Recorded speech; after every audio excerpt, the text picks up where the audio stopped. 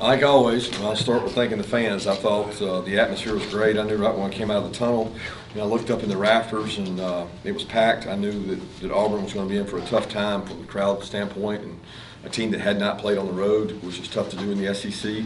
I thought our crowd impacted the game. I thought our guys came out with a game plan of strike and attack. We really wanted to be physical. We wanted to win the line of scrimmage. We thought it would pay dividends in the fourth quarter. In the second half, being a somewhat hot day, and I thought it took its toll on their team in the second half for our team to be able to run the ball the way they did. So that helped us. We continue to grow and get better. This team has proven that it's resilient and tough, but we got a lot of things that we can clean up, and we didn't play as well as we could have. But I want to say I'm very proud of the way our team went after it, and they struck and they attacked. Yeah, I'll open it up. How satisfying was the run game today, Coach?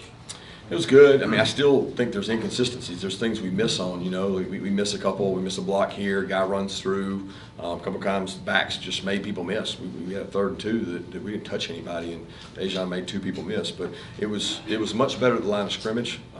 We played more physical at the line of scrimmage, and I thought that we wore the other team down, which, the environment was a little different too. It's just the heat wears on defensive linemen, and some teams have more they can use and some teams don't.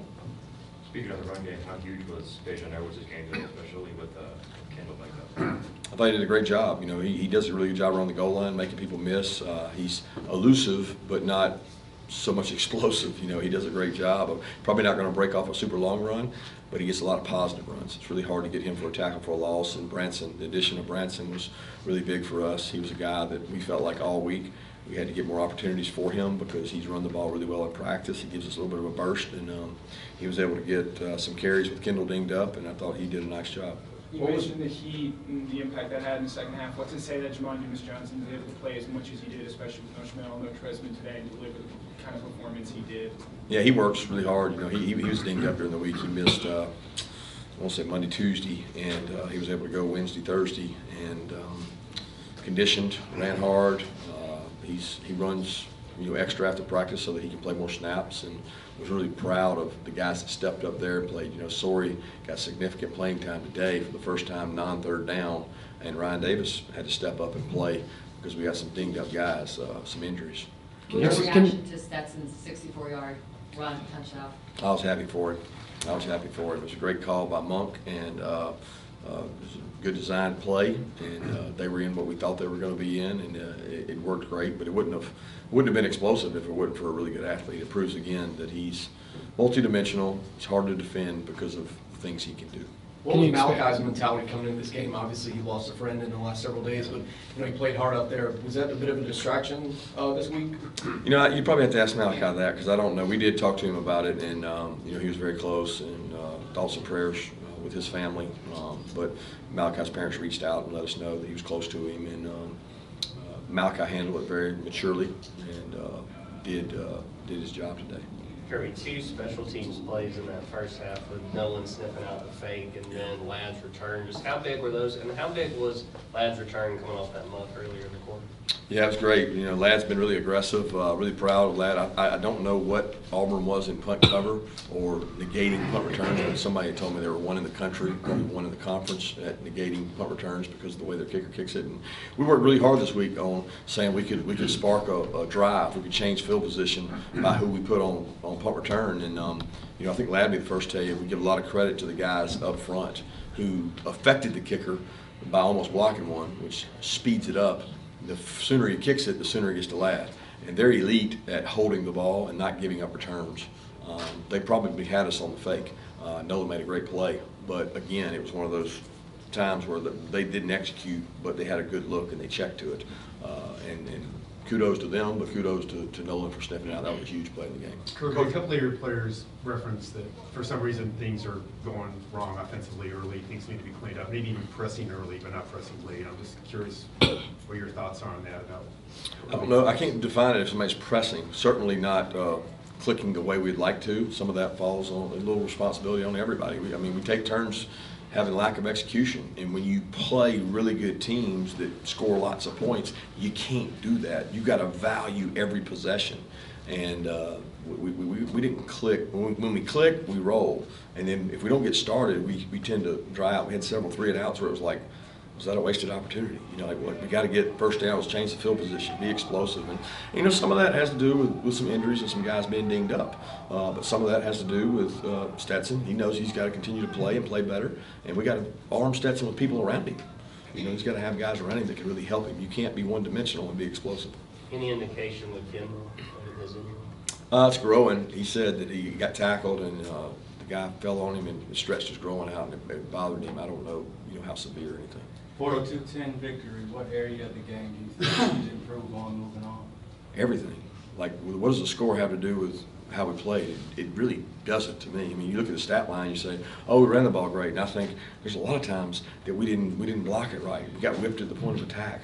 There's other times that we did it right, and that's across the board defensively. What we talked about was containing the quarterback. Well, we didn't exactly do that all the time. He got out of there. So there's an immense amount of improvement that needs to happen for our team to get to the level we need to. And I think, everybody has this perception of what your ranking is and what the experts say you should beat somebody by. I keep saying it over and over. We don't get caught up in that. We have to get better. We got a really tough schedule coming up, and we got to get better. And the only way you get better is practice. So we're going to keep doing that, and we're going to keep trying to get rhythm and get better. Coach, I'm interested in how much freedom you allow older players in your system. A guy like Nolan Smith, it looked like on a 3rd and 1 right there, it didn't stretch to you. It looked like he kind of jumped inside a gap, maybe it made it TFL. So I'm just curious. Yeah, there's not freedom. We don't say, hey, you have the freedom to do what you want. You play within the system, but there are overreach and overstretch. They're a stretch team. So when teams give you that angle, a natural good athlete can beat it underneath. And then we're also breaking the pocket to get him out of there. On one of those plays you're talking about, it was 3rd and long, and he beat a guy underneath, but he was trying to break the pocket to get the quarterback out, to get the scramble guy to go tackle him. Kirby, isn't this just all inexperienced on? I mean, 15 draftees, 13 transfers, your depth is real green. Isn't that kind of what we're seeing as inexperienced guys doing it the first time? I don't think that's an excuse. Like, what does that matter? Like the players we got, we should be good. I'm not apologizing for winning 42-10. What I'm saying is we got to get better. And the monster that's created, that you got to live up to this expectation and you got to score every drive, that was created by going out against Oregon and having a great opening. That doesn't control how we look at things. I just celebrated in a locker room with a group of kids that are 18 to 22 years old that just beat Auburn for a consecutive some number of times. I'm proud of them. I'm happy for them. But I'm also realistic that we got to continue to grow and we got to continue to get better. It's not about the age of your players. Every team in college football is young. That's just the way it is. Coach, second half starts and Stetson gets sacked, fumble, the defense comes out there and has to defend from the 19-yard line. How big was that series right there, holding the field goal and then it's huge. Go down and score on a long drive? Yeah, it's huge. Disappointed in the start of the second half. I mean, that was the big talk in the locker room. It's what are we going to do? How are we going to do it? How are we going to execute? What kind of juice are we going to come out with? And, again, it feels like there's these times, and it's not just us. Felt that way Kent State. It feels like teams are tired in the second half. Not just us, the opponent. And it just at times seems lethargic, where you really didn't have those lulls last week. It was cool, it was night, there was energy, and hey, we didn't play great, but there was energy, and there was people running fast. As much as anything I've seen in the last 3 or 4 games is conditioning level of teams. Because I don't know, the temperature didn't seem hot, but it was hot out there, it was sunny. With Jalen Carter out, you obviously put in Warren Brinson and Gary Alexander on passing downs. What was it about them that makes them pass rushing specialists compared to the other defensive tackles? Well, they better be run specialists because we don't have enough of those, okay? You don't get labeled as one or the other. So you have to be a run specialist in order to do it. We earn the right to rush the passer by doing what? Striking blockers. They just happen to be the fresh ones that go in on 3rd down, and they're athletic, and he's a really athletic quarterback. So we felt like we needed more athletes on the field. You got to be careful with a quarterback like that because they can also run it on 3rd down and then go for it on 4th. So it's a cat and mouse game of how to play those guys. Without tough Dejon runs, how much of that has developed since he's gotten on campus, and what are you going to attribute to that to? Well, I'd love to take credit for it. I know Dale would love to take credit for it, but I watched him at Moultrie, and he was the same way. Part of the reason we took him was because of his toughness. And everybody in the town said, you give the ball to the guy, the 30th carry, he's better than the first. And he's not real big, but he's real tough, and he's hard to tackle. And, I'm sure Dale put a little of that in him, but he came with a lot of it. I feel like you're most frustrated with Stetson on the overthrow to Ladd. What did you? Oh, well, I mean, I was frustrated on any of them, right? We had Brock on one and Ladd on one, and then they brought up field pressure where he had Oscar late, you know, and he was a little high on it, and Stetson will be the first to tell you he missed those. You know, we got to get rhythm, and we got to help him. We got to be able to do those shot plays in practice, and you hit any one of those three, and all we're talking about is how explosive we were. We got to try to hit some of those. What do you like out of your offensive line today? I like their tenacity. I like the fact that they came out and tried to be physical and create a demeanor. And we didn't do it every play, and you're not going to do it every play. You know, they got guys on scholarship over there too. But I like the fact that they come out and compete. Cedric said that they took a little bit of the criticism personally in that offensive line room. How much did you see that this week in practice and today in their performance?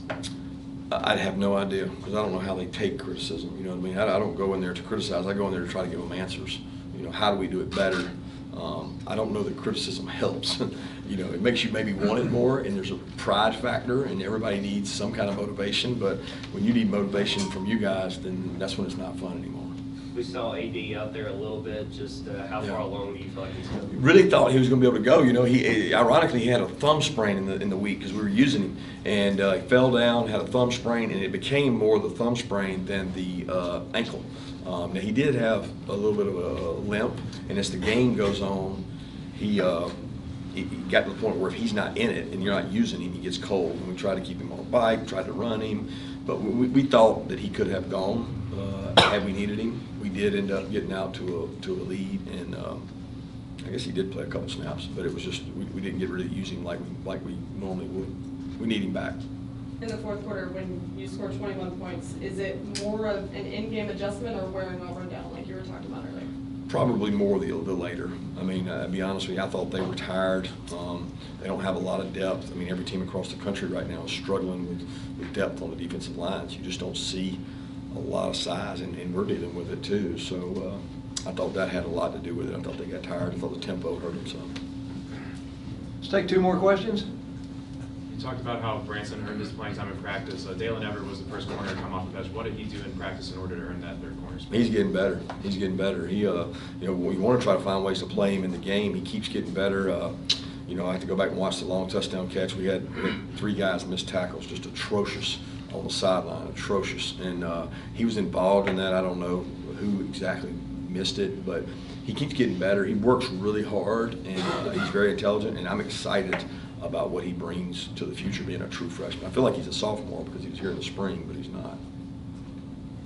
You're in Stetson's ear a lot when he comes off the field after drives.